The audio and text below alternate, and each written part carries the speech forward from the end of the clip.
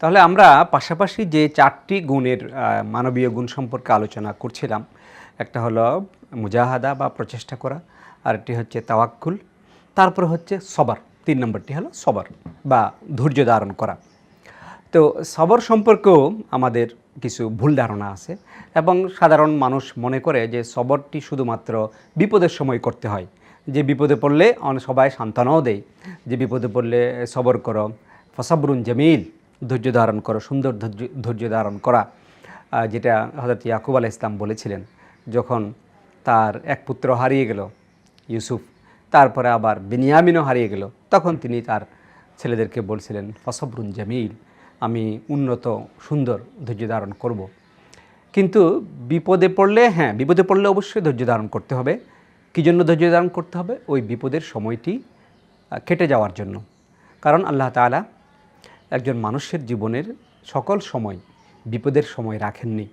একজন মানুষের জীবনের তার পুরো জীবনটা সুখের দিনও হয় না, তার পুরো জীবনের দিনগুলো দুঃখেরও হয় না। দুঃখের সময়, দুঃখের দিন এক সময় কেটে যায়। সেই সুদিন আসার জন্য ধৈর্য ধারণ করতে হয়, অপেক্ষা করতে হয়। তো বিপদের সময় অবশ্যই আমাদেরকে ধৈর্য ধারণ করতে হবে। তেমনিভাবে ধৈর্য ধারণ করতে হবে সাফল্যের জন্য। অনেকে সফলতার জন্য অধৈর্য হয়ে যায়, মনে করে যে আমি এই চেষ্টা করছি, আমি পড়াশোনা করছি, আমি চাকরির জন্য পরীক্ষা দিচ্ছি, আমার চাকরি হচ্ছে না কেন? এখানেও ধৈর্যের প্রয়োজন। সাফল্যের জন্য ধৈর্যের প্রয়োজন। সাফল্য না আসার কারণে হুতাশ করা যাবে না। তাহলে এই সবরের যে অনেকগুলো মিনিং বা অর্থ, তার মধ্যে একটা অর্থ হচ্ছে যেটা আমরা বললাম যে বিপদের সময় ধৈর্য ধারণ করা, সুদিন আসার জন্য অপেক্ষা করা।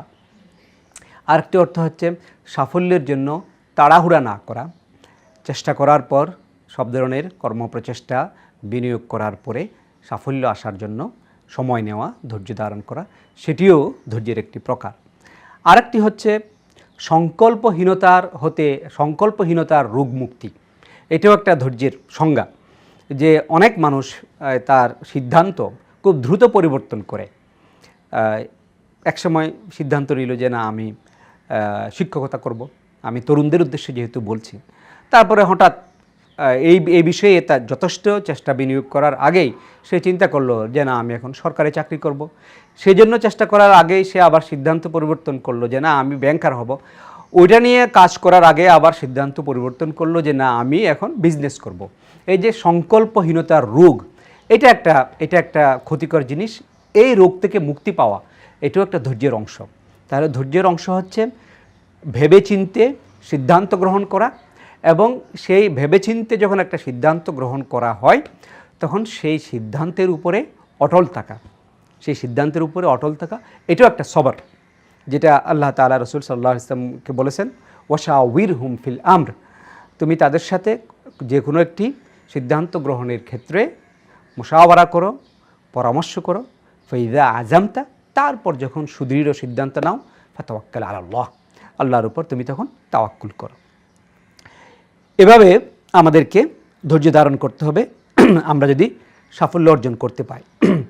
ধৈর্য আবার সুদিনের সময়েও ধৈর্যের প্রয়োজন রয়েছে।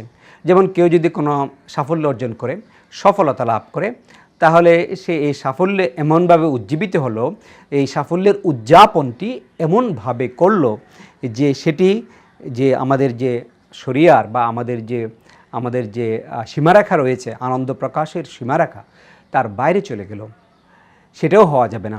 আনন্দের আতিশয্যে সীমারেখা লঙ্ঘন করা যাবে না। তাহলে আনন্দের ক্ষেত্র, কোনো কিছু অর্জনের ক্ষেত্র ধৈর্য ধারণের প্রয়োজন রয়েছে, তেমনি বিপদ মুসিবতের ক্ষেত্রেও ধৈর্য ধারণের প্রয়োজন রয়েছে। আবার সাফল্যের রাস্তা অনেক দীর্ঘ, সেই সাফল্যের রাস্তা অতিক্রমের সময়ও আমাদের ধৈর্য ধারণের প্রয়োজন রয়েছে।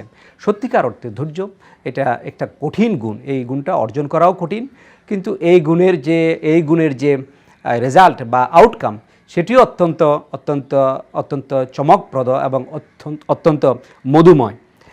ধৈর্য শুধু পার্থিব জীবনের কোনো কিছু অর্জনের জন্য প্রয়োজন এমন নয়, আমাদের যে আখিরাতের জন্য আমাদের যে প্রস্তুতি, আমাদের সালাত, আমাদের সিয়াম পালন, এমনকি অন্যান্য যে সমস্ত ইবাদত, সেগুলির ক্ষেত্রেও ধৈর্য রয়েছে।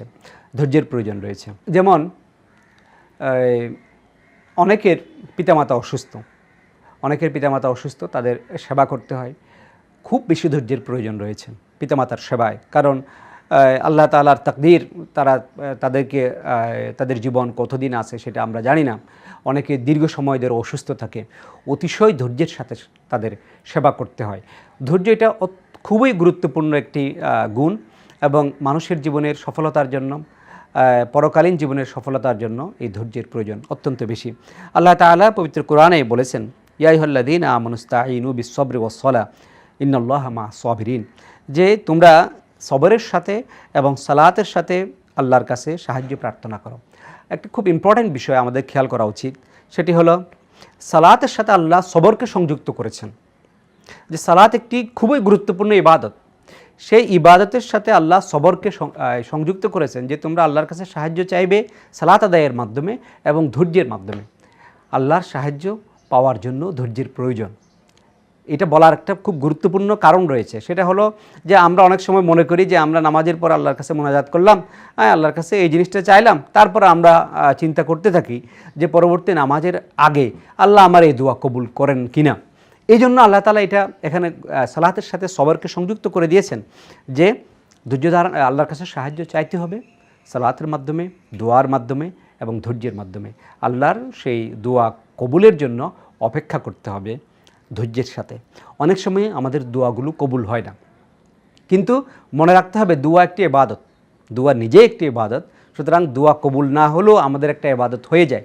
আল্লাহর কাছে কিছু চাওয়াটাই একটা ইবাদত, আর দোয়াও মুখুল ইবাদা বলা হয়েছে। আর কবুল না হলে আমাদেরকে মনে করতে হবে এই কবুল না হওয়ার মধ্যে আমাদের কল্যাণ রয়েছে, কারণ আল্লাহ তাআলা বলেছেন ফাআসা আন তুহিব্বু শাইয়ান ওয়া হুয়া কুরহুল লাকুম, যে তোমরা হয়তো কোনো জিনিস তোমাদের জন্য কল্যাণকর মনে করো, কিন্তু সেটা তোমাদের জন্য ক্ষতিকর।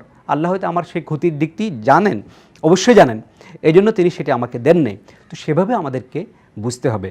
এই জন্য আমরা যে মুজাহাদার কথা বললাম, যে আমাদের জীবনের সফল হওয়ার জন্য আমরা যে চূড়ান্ত প্রচেষ্টা করব, পাশাপাশি আল্লাহর উপর তাওয়াক্কুল করব, এবং সাথে সাথে আমাদেরকে ধৈর্য ধারণ করতে হবে। তাহলে ইনশাআল্লাহ আমরা জীবনে সফল হতে পারব।